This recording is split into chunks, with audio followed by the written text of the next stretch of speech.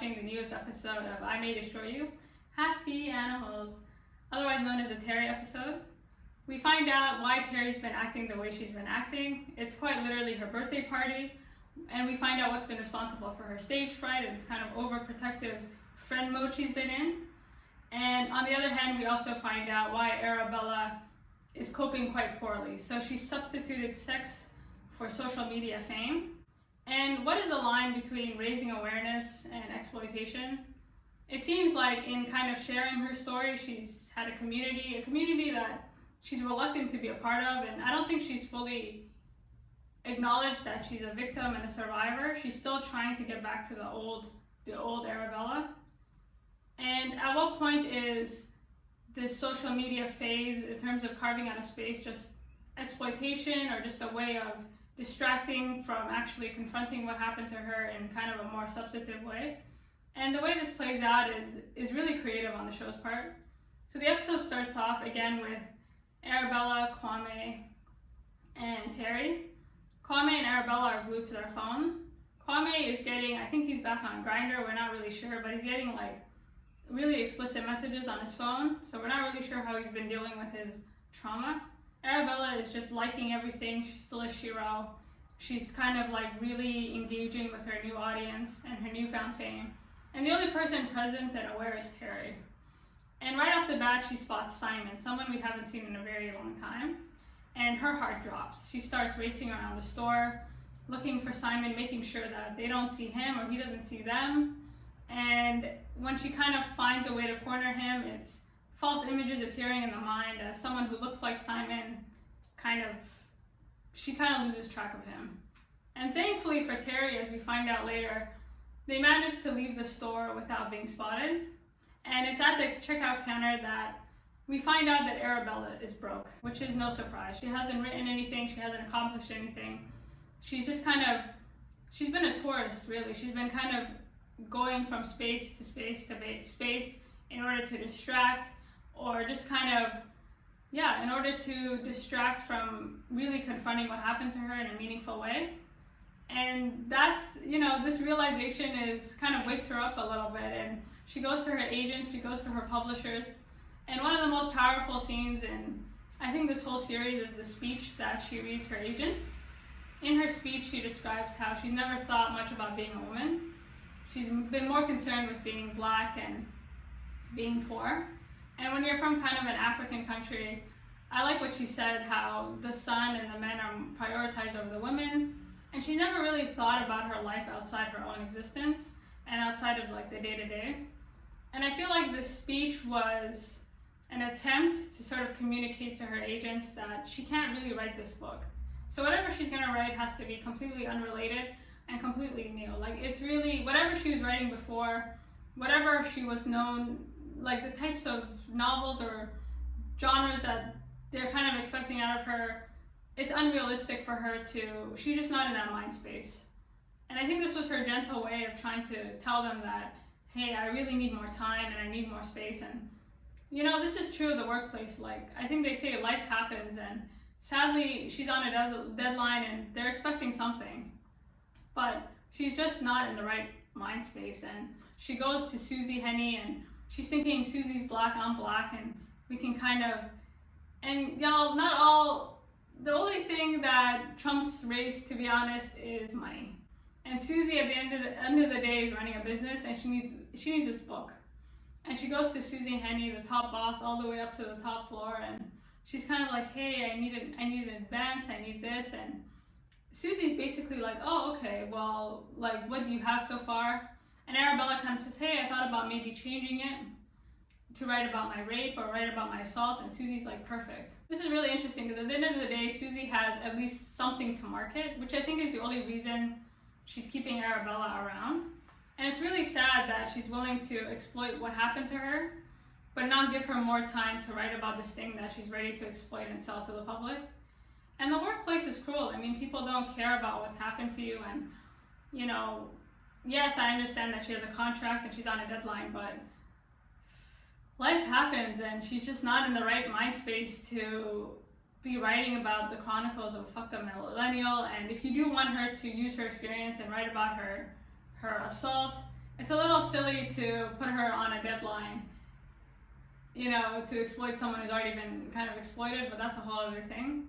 And so that's it, like all these doors close, everybody tells her, no, you need to finish your book, otherwise you'll be in grave danger. And so who does she turn to help, for help? Theo. Theo gets her a job at a place called Happy Animals.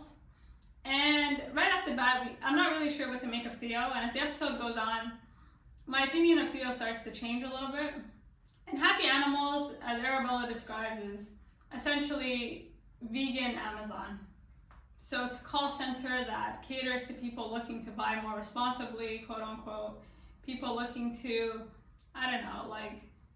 join the Climateers and bring change, and he basically redirects them to resources and companies that they can buy from to feel better about themselves. And Theo gets a commission for every single person she's able to recruit, and more importantly, she gets a significantly higher commission if she's able to recruit people of color, which is Arabella. And you see her working, and it seems like kind of a decent enough place until we meet the CEO. And so the CEO, or like the guy in charge, kind of pulls her aside and he's like, hey, how are you? And this is the type of guy that even if you are for climate change or whatever it is you believe in, I feel like the people who aren't for climate change have encountered a person like this. He just seems like an awful person. So he's talking to her and he's talking about the company and how he's spent, years at university analyzing climate change and all this bullshit. And Arabella's like, okay, cool, like what does that mean for me and my commission? Because she needs money, like she's broke. And they kind of compromise. He's like, well, if you let me exploit you, I will give you more money. I will give you kind of extra commission.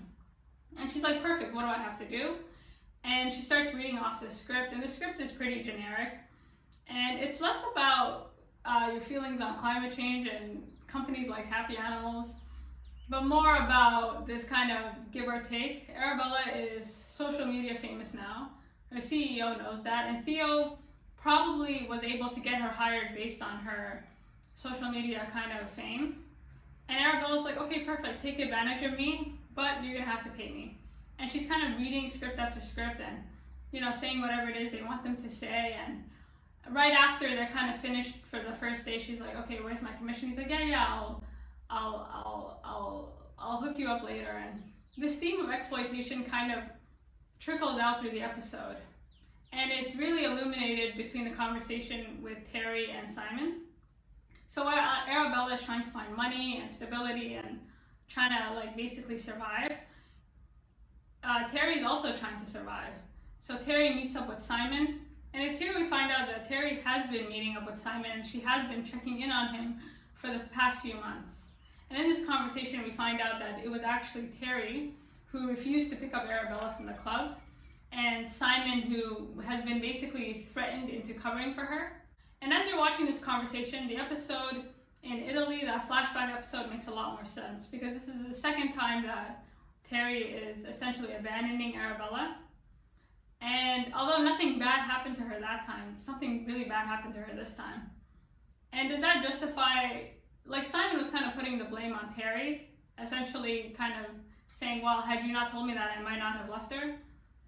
I mean, at the end of the day, Simon saw how bad she was, so this is really on him.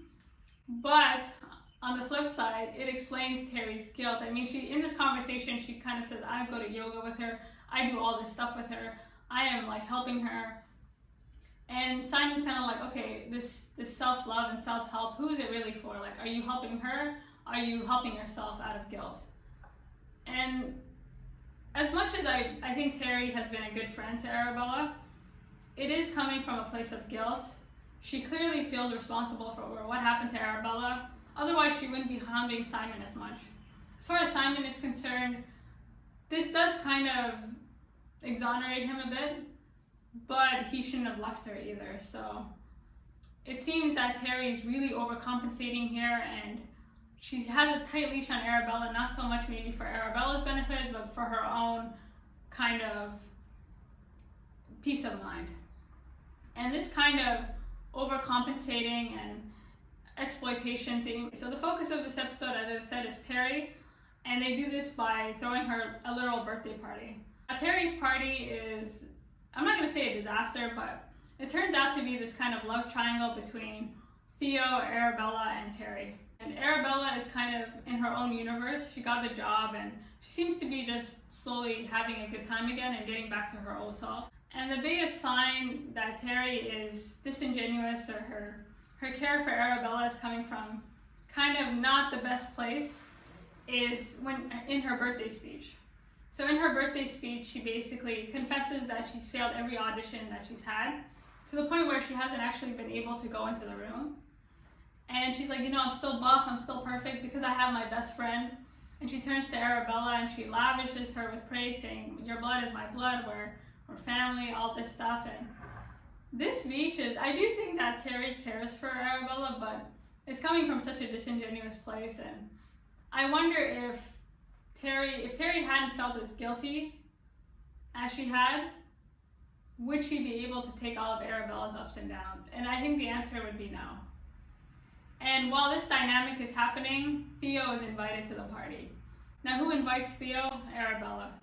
Should Arabella have invited Theo? No. This was really shady, and I think by inviting Theo, you see where Arabella's mindset is at. Like, she's so focused on herself and her own kind of healing or distracting, or just her own trying to have as many supporters around her as humanly possible, that she totally neglected that Terry's party. This is Terry's party. And the last person she wants to see there is Theo. And again, this triggers Terry's kind of overprotectiveness. She pulls Arabella aside and she's like, well, why is she here? You do remember that Theo is basically a liar who accused somebody of rape. Why is she being nice? Why hasn't she mentioned her past? Why is she acting the way that she's been acting? Like, really exploiting Theo's past to illuminate her good intentions.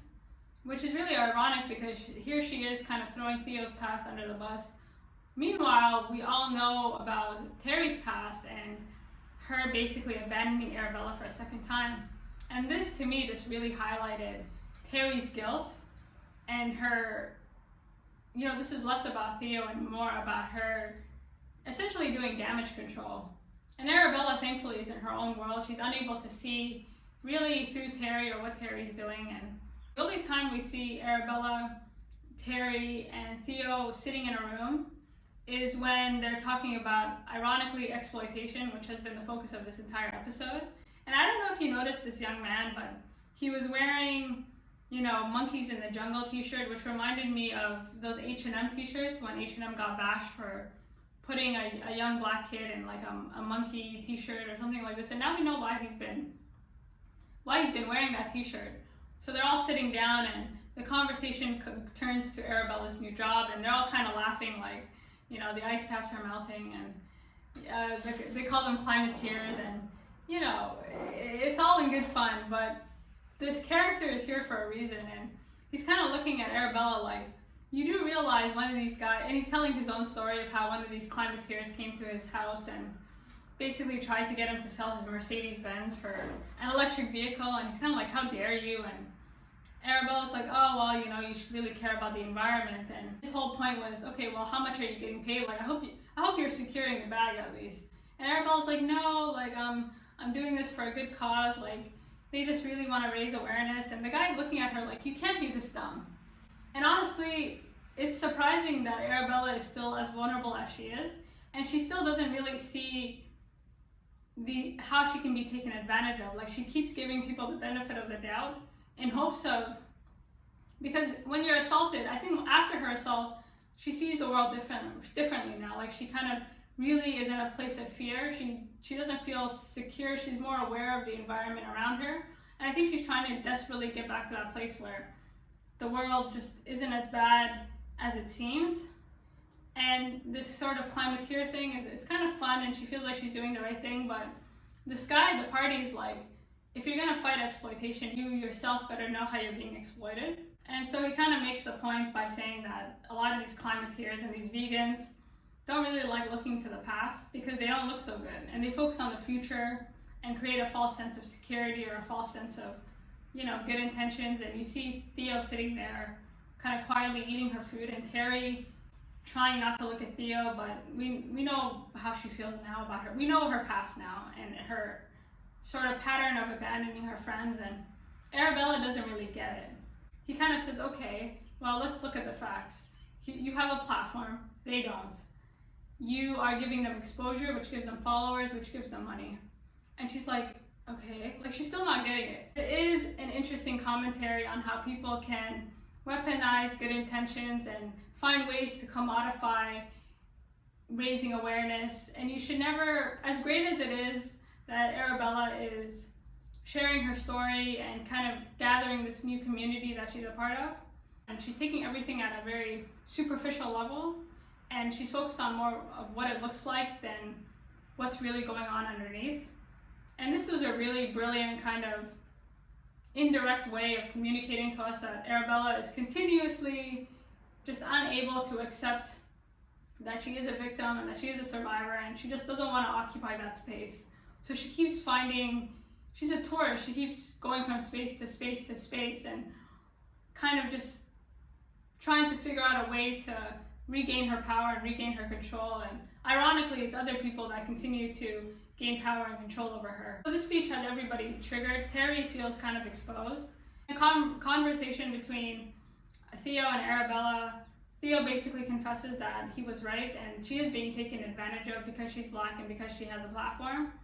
And we find out in this conversation that Theo didn't know that it was Arabella and Terry who snitched her out when they were in school. And she kind of goes, well, I was always wondering how I got caught. And I'm not sure I think this helps Theo's case because from what we can see or what we can gather, her only motive in harming Arabella would have been if she knew that it was Terry and Arabella who had snitched her out. But if she didn't know, then what was her purpose in inviting her to the support group?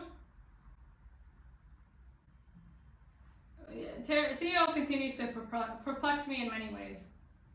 And one of the funny things is Arabella's like, well, what do we do about this exploitation? And Theo's like, well, you needed the money, I needed the money. And Arabella's like, okay, I'll find a way to make us money off this. The solution for that, as we saw at the end of the episode, is to exploit herself. So at the end of the episode, she does another Happy Animals ad where I think the literal title was Black Bald Girl Eats Chicken on Vegan Live. And she has like a KFC or something and she's like, I love chicken. And I was like, what the fuck is this? But, you know, it was a perfect ending because now she's exploiting herself. She kind of goes full, like, she says, okay, well, if you're gonna use me to enhance your platform, then I'm gonna use myself. I'm gonna use my story. I'm gonna use all the things that you're taking advantage of to take advantage of myself. And I think this was a brilliant ending and really illuminated how much of a dark place Arabella is in. Like, she has no interest in really accepting her new reality. And this is not really raising awareness. This is not helping her heal. Like, this is just drawing attention to herself and distracting. Like, now she'll get more comments, now she'll be glued to her phone even more. And this ending was just brilliant. Again, it's less about your feelings on climate change and just more about this self-serving woke culture that everybody's stories must be told, but I don't think it's what you do, it's how you do it. And this how is just so surface level and it's so clickbait, and yeah, that was brilliant. And while this conversation, okay, so now let's turn to Kwame. So at the start of the episode, we see that Kwame is back on these apps, we're not really sure. And at Terry's party, he's completely shut down. He's not really jovial. He hasn't really told anybody what had happened to him. And in a very dark conversation, you see that one of the young men at the party, Jamal, was trying to flirt with him. But again, Kwame doesn't really want to flirt, although we're not really sure. He says he's on a break, but yet he's on these apps. And he's not really, I don't think he's really on a break so much as he doesn't want people to see what he's doing. Like, it seems like Arabella, everything's being pushed down and it's being really superficial. And he kind of makes the point of telling us how he lost his virginity to two men while he was walking home from school. So he says that one day he was walking home from school and these two guys pulled up, and one said he was Greek and the other said he was Egyptian, and he basically lost his virginity to two guys in the backseat of a car. And he says it's dark, so it's funny because we're introduced to Kwame as someone engaging in very high risk sexual behavior. and his first experience is a high-risk sexual behavior. And one thing to note is that he was underage, because he says he was walking home from school. And we know that Kwame is a very naive, kind of well-intentioned person like Arabella. Like, they seem to take people for their word. And I think Kwame and Arabella are the types of people who would rather, who would risk their lives than risk being perceived as impolite or rude. So we're not really sure why he got into the car. We're not really sure what they told him. But I do suspect that it definitely wasn't consensual. You guys let me know what you made of that story. As the episode goes on, Kwame's being flirted with, and he's an attractive dude, but Kwame's not having it. Midway through the episode, you see that Kwame is just he's just out of it. He's not having fun. He's not really doing anything. He goes into Arabella's room and he calls Damien. So Damien is the young man that escorted him to that threesome and left the room halfway. And so he calls him, and Damien's like, "Oh my God, Kwame, like, so nice to hear from you." And he's like, "Yeah." And while he's talking, Damien kind of mentions the fact that he's seeing someone, and he thanks Kwame for making him so open-minded and so empowering. And Kwame kind of has a flashback of Damien leaving the room, and he hangs up the phone immediately. And the way he left the room, like, the look on his face was almost, I'm not going to say disgust, but like disappointment.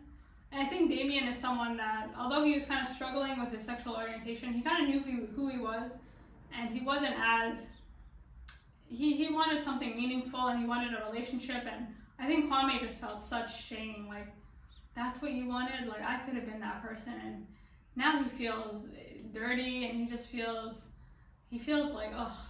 And while he's sitting there, like, thinking about these flashbacks, Arabella basically tricks one of the party goers into going into her room with Kwame and then locks the door. And I understand that Arabella wanted to help Kwame and get this party rolling, but that's a really insensitive thing to do. And someone who has experienced assault, and for her to do that to someone, I thought was very out of character, and kind of shows you how in denial, first of all, Arabella is, that she thinks that she can lock somebody in a room. Like, she really doesn't even see it as a big deal. And he's locked in the room, and he already starts having flashbacks, and he's petrified. And this poor guy locked in the room with him just wanted to go to the bathroom, and he doesn't really know what to do, because he's like, what's up? And finally, Terry is able to find the key and release them both. And Kwame is pissed. He's pissed, and he's rightfully pissed. Like, that was really messed up what Arabella did. I think one of the best scenes was when Arabella, and she's just completely clueless, and Terry, again, is on damage control. She doesn't want any confrontation. She doesn't want anything to happen that could draw attention to herself. So she pulls Kwame into the bathroom, and they're sitting in the bathtub. And finally, Kwame tells somebody who cares about what happened to him. And one of the saddest things he says is, in reporting the rape, that kind of made him never want to talk about it again and just move on. So reporting the rape was just so traumatic. Arguably, he even says kind of more traumatic than the rape itself, or the assault itself, that he just turned off. Like, he is just trying to move on. He wants to forget that it ever happened. The only reason he's telling Terry is because, honestly, she kind of forced him into a corner. And Terry's like, well, you should tell Arabella. And Kwame's like, really? I think I have to tweet her or text her in order to get her attention, because she's kind of like in her own universe. And Kwame is he's kind of tired of supporting Arabella, and he's tired of supporting other people.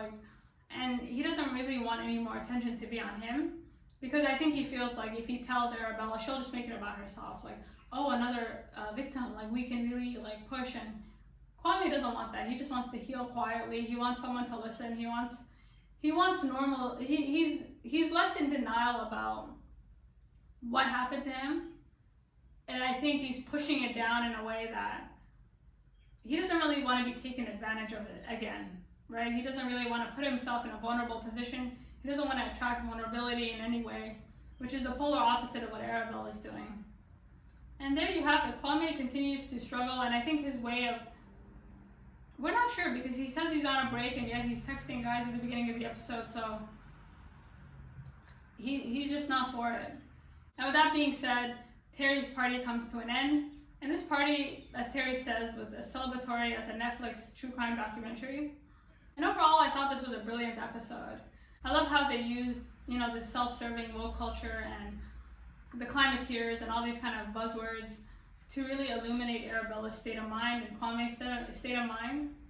It's both a commentary and a fantastic storytelling device. To heal, you have to really heal from the inside out.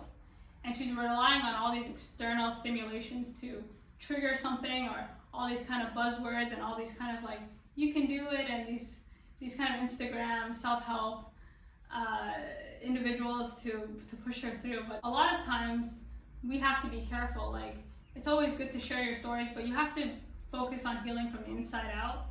And relying on external stimulations to facilitate healing will not do anything, right? In Arabella's case, it's just enhancing the distraction and sort of opening up the wound. The wound is getting bigger and bigger.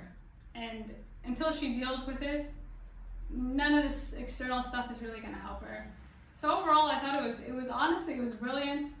We finally figured out what's been bothering Terry. So you let me know, what is the line between raising awareness and exploitation? And I think this is a great episode in terms of just alerting you to how, just to beware, you know, like there's always somebody willing to benefit from other people's pain and other people's vulnerabilities. And sometimes that person is ourselves. And that is really something to think about. So thank you for stopping by. Until next week, peace from the Middle East.